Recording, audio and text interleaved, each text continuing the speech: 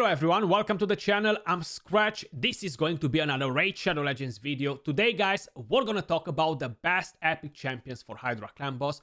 I'm gonna share with you guys some builds. I'm gonna explain you how to use them, kind of like to get the best results in Hydra clan boss, because it's one of the most important content in the game. I know a lot of people are kind of like trying to stay away from it, but trust me when I'm telling you, it's 100% worth it to do Hydra clan boss.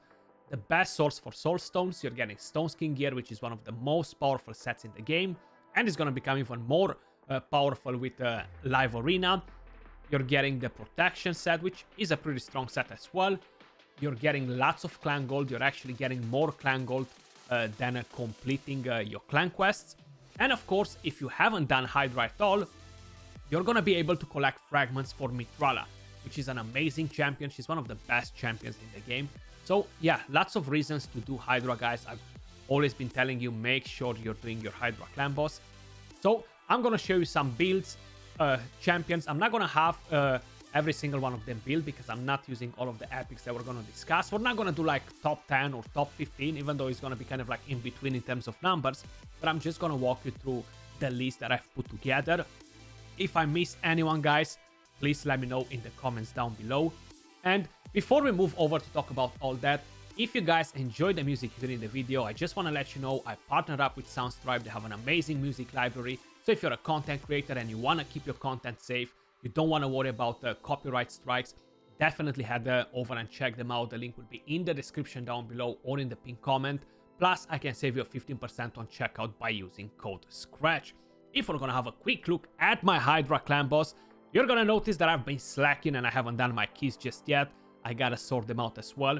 And there are a few epic champions that are in pretty much almost every single team.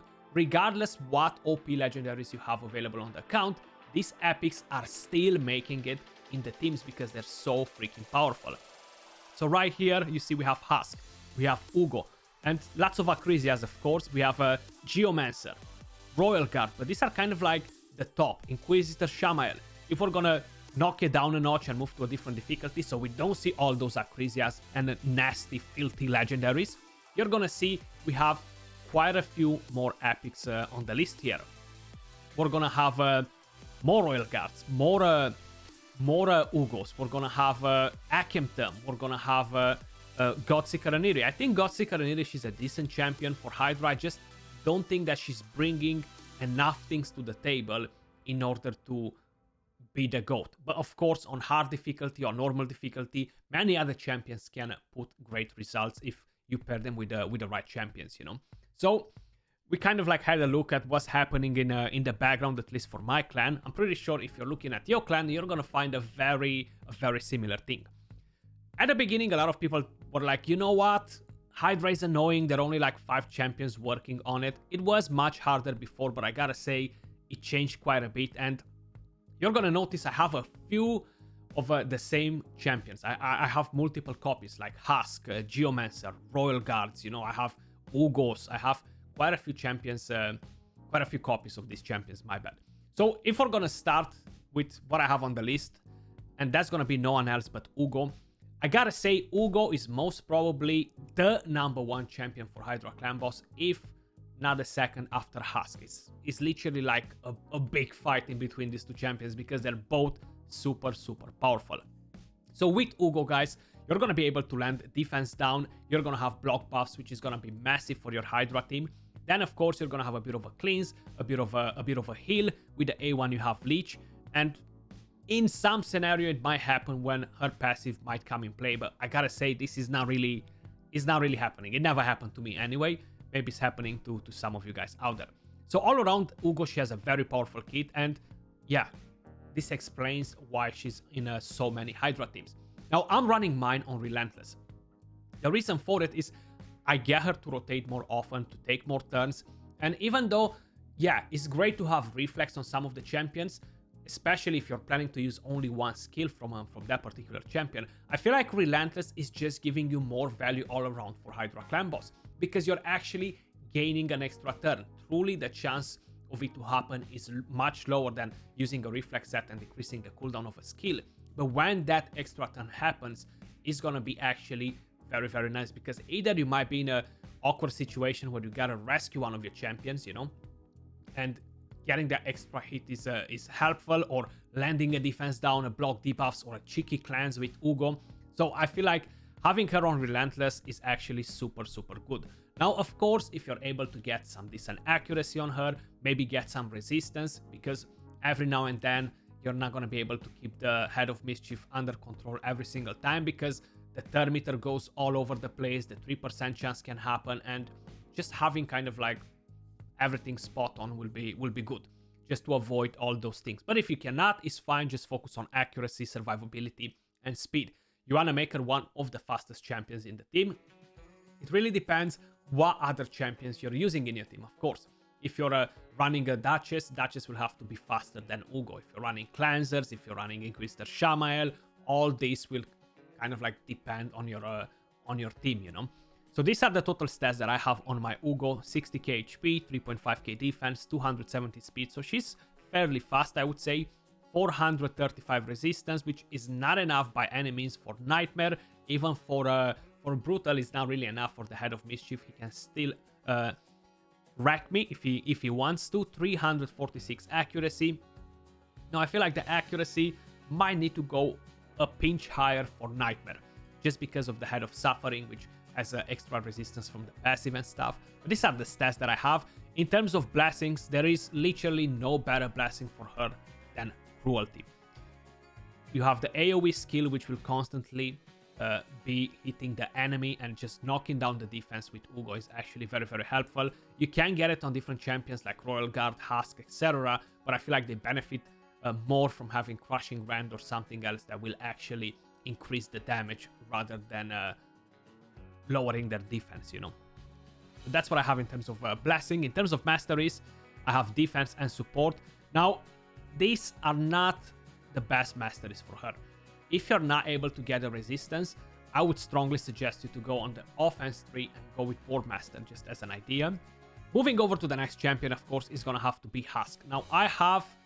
How many Husks I have? I think I have 4 copies, if I'm not mistaken. You see? And all of them, they are in Relentless. Some of them are a bit faster, some of them are not as fast. They have accuracy.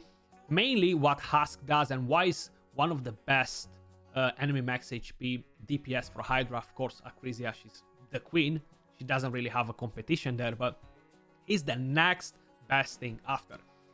You have the AoE enemy max HP hit right here, and the A1. Attacks one enemy 2 times, has a chance to land provoke. This is actually super powerful against the Head of Decay, because you're going to be able to provoke it, keep it under control.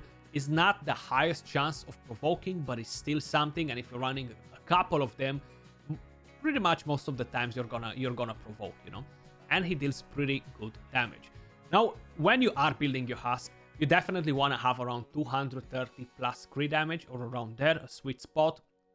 200 plus speed, especially if you're fighting the higher difficulties. I gotta say, enemy max HP hitters are not very efficient on normal, and on hard, kind of like yes and no, because the boss doesn't have so much HP there. The damage is kept at 10%, so it is working a bit differently compared to the higher difficulties like Brutal or Nightmare, you know. Total stats on this Husk, for example: 63k HP, 2.3k defense, 220 speed, full crit rate, 230 crit damage, 358 accuracy. Now I have a bit too much accuracy, around 20 extra accuracy, which is fine.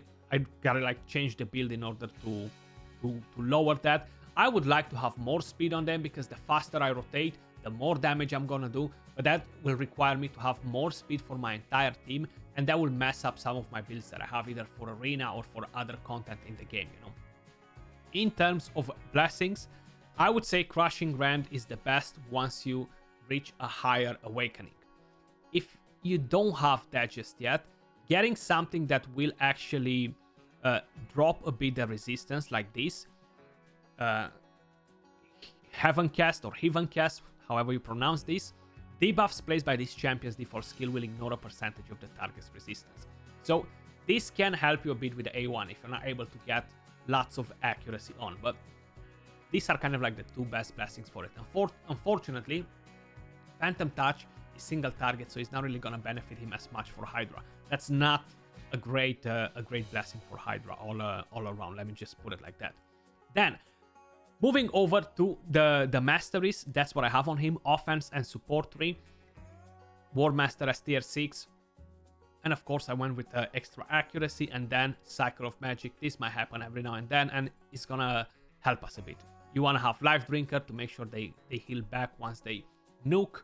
That's gonna keep them alive for longer. It's pretty pointless to get a counter attack, honestly, because yeah, it's just not gonna happen. A lot of times you're not gonna lose so much HP from a single hit on the Hydra, and then the chance to counter attack is not that high either. So going on defense 3, I find it pretty pointless. Of course, the Head of Rat will trigger it, but the other ones are kind of like a bit of a struggle.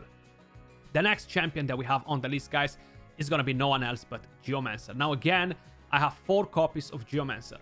One of them is used for the Iron Twins Fortress, and I gotta find which one, and I'll this one. So the Reflex one is used for the Iron Twins. You see, I have 528 accuracy.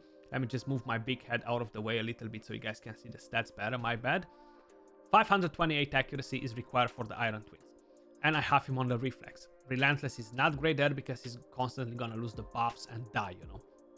But if we're gonna move over to the Hydra one, so I have this one right here, Relentless, some refresh accessory, a counter attack accessory, which can come in handy. And in terms of stats, I haven't focused on damage. I focused on survivability, a decent speed, and accuracy. That's pretty much what's important. And if I'm not mistaken, I think all the other 3 are on Relentless. Very similar builds all around, very similar speed, stats, more or less, you know. Identical masteries. So 62k HP, 1.9k defense. A bit of more defense would not be bad on this one, actually. 227 speed. I feel like he might be the slowest out of all of them. 383 accuracy. In terms of the blessing, again, I have Cruelty.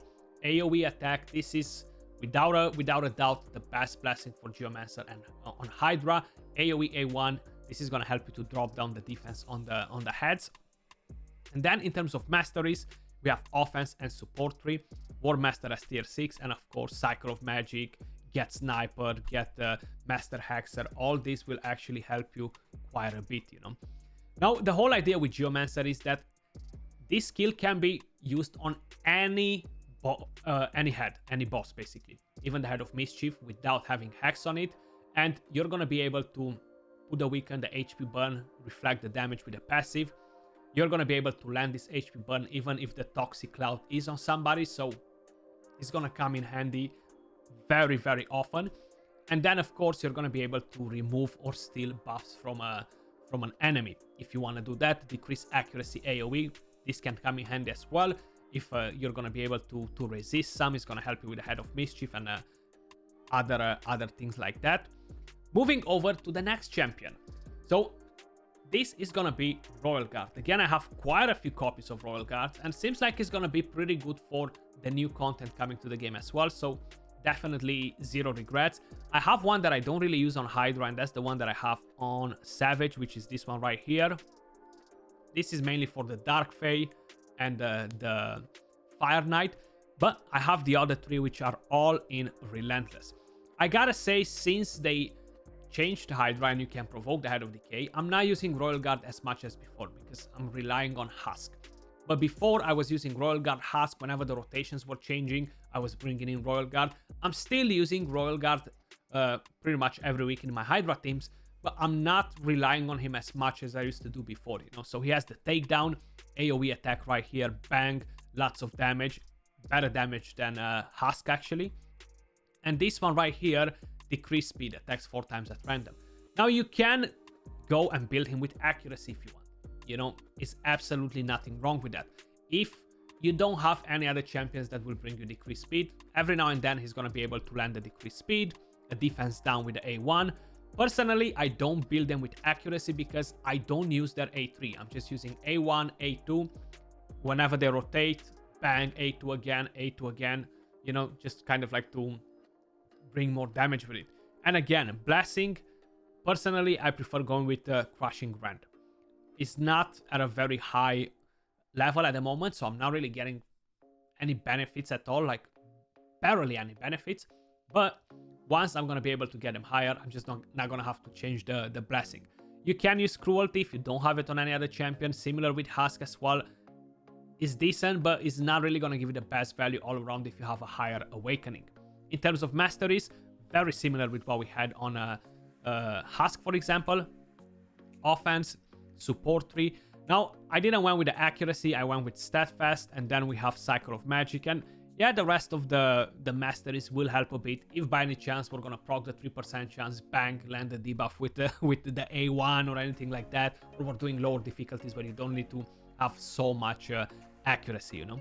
But this is my Royal Guard. We've seen the masteries. These are kind of like the total stats. You want to focus again on survivability, having the full crit rate, 220 plus crit damage, 230 plus crit damage. And of course, if you're going to require to build him with accuracy, you're going to lose a bit of survivability. So keep that in mind when you are building your Royal Guard.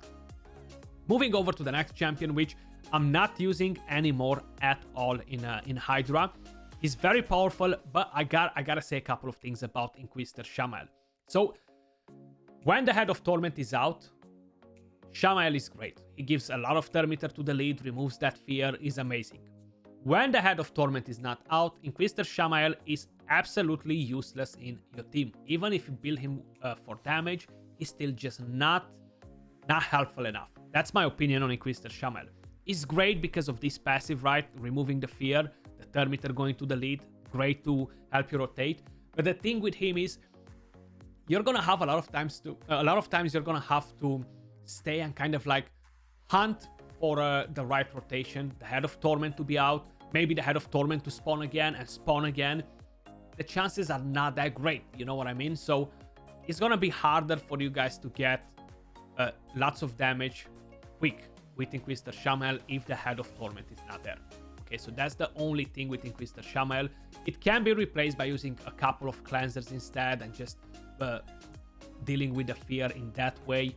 It's not gonna be as efficient in terms of removing the fear, but it's gonna be more efficient in terms of having stronger damage, bigger damage, faster, you know, like to drop the damage faster. So I have him built for arena right now. It doesn't mean that I cannot use him right now in Hydra with the build that he's on.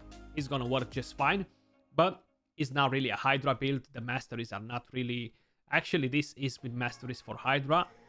Good thing that I gotta reset this, change them for arena, so I gotta remember that to do it later on, because I forgot about him. Moving over to the next champion. So we have Doom Priest. If you don't have an Inquisitor Shamael, if you don't have a Duchess, you don't have a way to deal with the fear and stuff, Doom Priest is going to be great because of the passive. Now, you're going to want to make sure you're tuning your team in the right way. You don't have counter attack on them because they're going to counter attack, get feared, and Doom Priest either already took the turn, either she's about to take the turn and cleanse the fear, or if they have multiple debuffs, it's not going to be great. Now, the whole idea with it is either you make her the fastest, either you make her the slowest, and you tune your champions after it, because the whole thing with her is the passive, right? Removes a random debuff when she takes a turn. Increase attack, and the rest, yeah, are decent, but mainly, this is what matters. You're getting a bit of a heal. I have her built on Relentless and a speed set. I'm using her in other content, right? I'm not using her in Hydra on my team, but if you guys are having issues with the Head of Torment, and you don't have any better option out there, she's definitely gonna do some solid work. So these are kind of like the stats that I have on my Doom Priest: 75k HP, 2.7k defense almost, 263 speed, and I haven't focused on resistance and anything else like that. Masteries, we have offense and support tree, a bit of extra healing from here, getting to Lord of Steel, and Wardmaster as tier 6, you know. Pretty simple, honestly. Now, if you guys don't have a Nugo, right? And you're kind of like looking to bring in defense down, decrease attack. They're very important. If you know the Head of Red is gonna obliterate you. There are a couple of champions, epic champions, that are doing a pretty great job at this. Stagnite, awesome stuff. We have decreased speed on the A1, defense down, decrease attack. This thing right here is gonna mess you up a bit, because if you have the Head of Mischief and he's randomly gonna land this increased accuracy on the wrong champion, which is meant to be the Mischief target, is gonna put you in a bad spot. But you can play around with it and make sure the mischief target doesn't have accuracy, and he's always gonna get the buff from Stagnite. And like this, you're gonna be able to have a better control on the head of mischief, you know, you're gonna be able to control it better. Masteries, offense, and support tree, pretty similar with most of these champions. I don't really go on the defense tree for Hydra. It's not as beneficial as in the regular clan boss. Having Cycle of Magic, Master Hexer, Sniper, a bit of turn meter, and all the rest is actually gonna help you more in Hydra than having the counter attack. The next champion that is very similar, and I think I would say he's a bit better in my opinion, is Doug the Pierced. So he's pretty tanky as well, defense-based champion. And when we are talking about his skills, defense down, decrease attack, decrease accuracy, but he has provoke as well, which makes him pretty nice for the Hydra, especially if you have the Head of Decay on the board, you know. Reflect damage, unkillable. This can be used as well with resistance, so you build him with accuracy and resistance and make him the mischief target and make sure he's gonna have the buffs on. The thing is, you're gonna need him slower than the rest, and that's not really gonna allow him to land the defense down and decrease attack as often as you would like to have it on. Now I have him built on a lifesteal and a perception set. I'm not using him in Hydra or anywhere else at the moment, maybe just Faction Wars. But these are the stats that I have on. 4k defense, pretty low on HP actually, 220 speed, almost full crit rate, 209 crit damage, 333 accuracy. In terms of masteries, we have offense and support tree. War Master as tier 6, Lasting Gifts, a Master Hexer, Cycle of Magic. All these will actually benefit the champion quite a bit. And in terms of blessings, we have Cruelty on him as well, even though the attack doesn't help him at all. I feel like Plarium really needs to do some nice blessings for defense-based champions too, because they're really casted on the side, you know, like we don't really have any decent blessings for them. Moving over to the next champion, guys, is gonna be no one else but Ursula the Mourner. I really like the champion for Hydra because she brings you increased attack, she brings you attack down, she brings you the revive, she brings you increased defense, she brings you strengthen. I feel like she's definitely a pretty solid champion for it, you know. With the A2 right here, decrease attack, increase attack on all the team. And here revives all that allies. The only thing with her is she's a bit squishy. And when you're using her, you're gonna need to have either a regen set on her, either have a strong healer next to her to make sure you're gonna keep her alive as well, so she's able to do the job, you know. So I have her on regeneration and perception. Total stats, 63,000 HP, 2.6k defense, 240 speed, 352 resistance, 275 accuracy. This will be a decent build for hard on Hydra in terms of stats, resistance, accuracy. In terms of masteries, we have defense and support. You can go with War Master if you want, but because I'm using her in other content as well, where having these masteries is more beneficial for her, and I'm not really using her on Hydra personally, you can definitely go and get War Master and drop the defense tree, you know, like drop this and just go Deadly Precision, Keen Strike, go with Life Drinker, and all the way down to War Master. That's gonna increase your damage by a bit. War Master is not really doing that much damage on Hydra, so it's not gonna be like millions, you know what I mean? Moving over to the next champion, let's talk about another support champion, and that is Raktor Dread.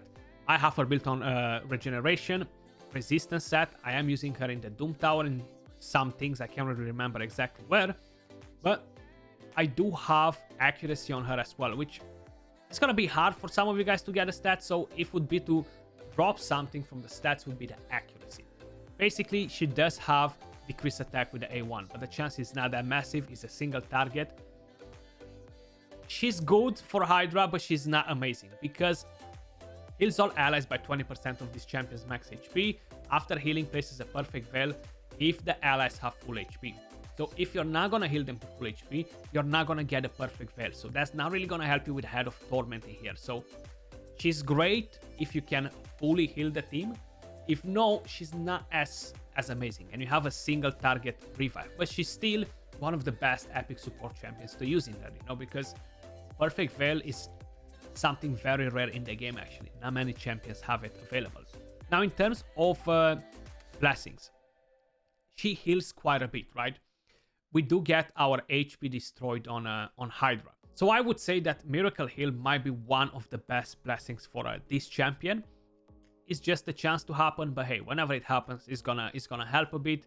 And Masteries, I have defense and support 3. She only hits with one skill, guys. With the A1, that's a single target. Do not go on offense because it's gonna be pretty pointless, okay? She doesn't hit hard, so she's just not gonna bring a lot of damage. Keep defense, support 3, kind of like try to get the most out of the champion, you know? Moving over to the next champion that we have on the list, Umbral Enchantress. She's actually very, very nice for the simple fact that she has block buffs debuff for 3 turns on a 3-turn cooldown, void affinity, so she's gonna land it on pretty much everyone. That's kind of like the thing that you wanna use on her. If you really need a block buff champion, she's gonna be super powerful if you don't have an Ugo or if you don't have better options out there. Definitely very, very strong. I have her built on mixed set, speed, accuracy, perception. I focused on speed, survivability, and accuracy. That's kind of like what you want to get in terms of stats. You see what we have right here on the screen: 214 speed, decent HP, decent defense, a bit of overkill on accuracy. Masteries, I have offense and support 3. War Master. These lasting gifts, honestly, I can't even remember why I have them on. It must be something with the A3. I know she places the unkillable, but that cannot be extended. So honestly, I have no idea why I have that on. But just as an idea, scrap that part, you know, like don't use lasting gifts. So these are the masteries. Moving over to the next champion that we have on the list, guys. I feel like I pretty much talked about every single champion that I have built and using for Hydra. So I'm gonna have to kind of like move to the index and talk about the last 4 champions that we have on the list. Akemtum is actually very, very nice for Hydra because he brings this freaking passive, right, with the Hex. The A2 attacks all enemies 3 times. And I've actually used him in Hydra compared to Husk on similar stats, and he dealt more damage than Husk. But of course, he doesn't bring the provoke. Hex is not as important. It does help you with the Head of Mischief to be able to target him with every champion. But I feel like, yeah, Hex is not a necessity in Hydra. Poisons are not that great in Hydra either. The debuff spread is decent from the A1, but he just brings a lot of damage because of the Hex, the multi-hits, the AoE hits, you know? So he's actually a pretty decent champion. I would probably build him very similar with Husk, you know? I wouldn't really change anything in terms of masteries or anything in terms of gear, stats. I would still kind of like focus on the same thing. The only thing is he needs to have some attack if you want to drop some damage with Akemtum, you know? The next champion that we have on the list, guys, and this is very situational depending on what exactly you're doing with your team. So we have Oboro, right? We've been using Oboro. When Hydra got released on the very first week, we used Oboro. Mainly because of the A1 AoE. Once you have more than 4 debuffs and the defense down, pretty good damage. And a lot of you guys that have decent gear, you need to have decent gear in order to make these sort of strats work. She needs to bring damage, right?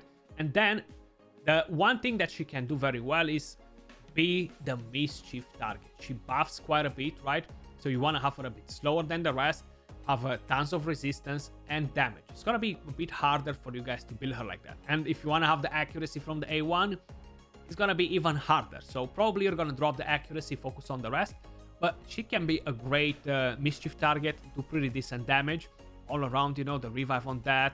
And all the rest of the things from Oboro are actually pretty nice, and she just looks amazing as a champion. Yeah, you do have Wujin here as well, guys. Do not bother. Look at her stats and just everything. Just because of this skill right here, do not invest in this champion just for Hydra. It's honestly a weak sauce all around. You might get baited by this 4.7, but again, you need much crazier gear than you need to build Oboro.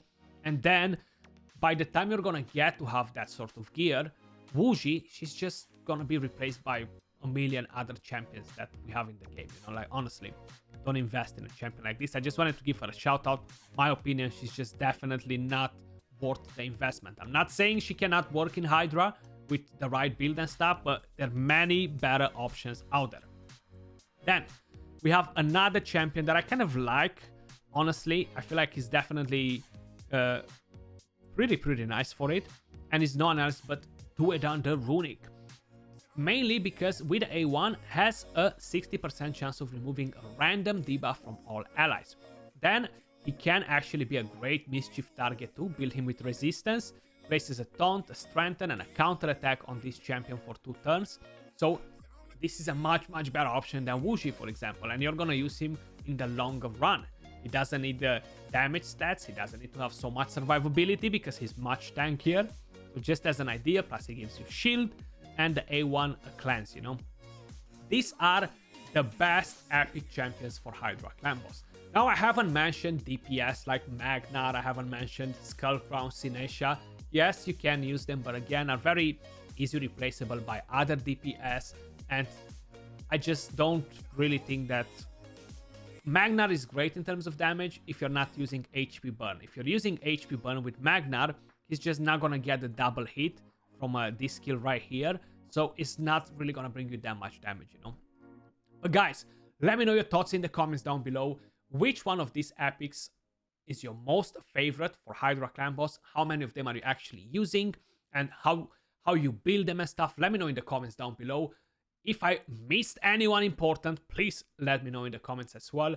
That was all for this video. Much love, appreciate all of you guys watching, and I'll catch you all soon in the next one.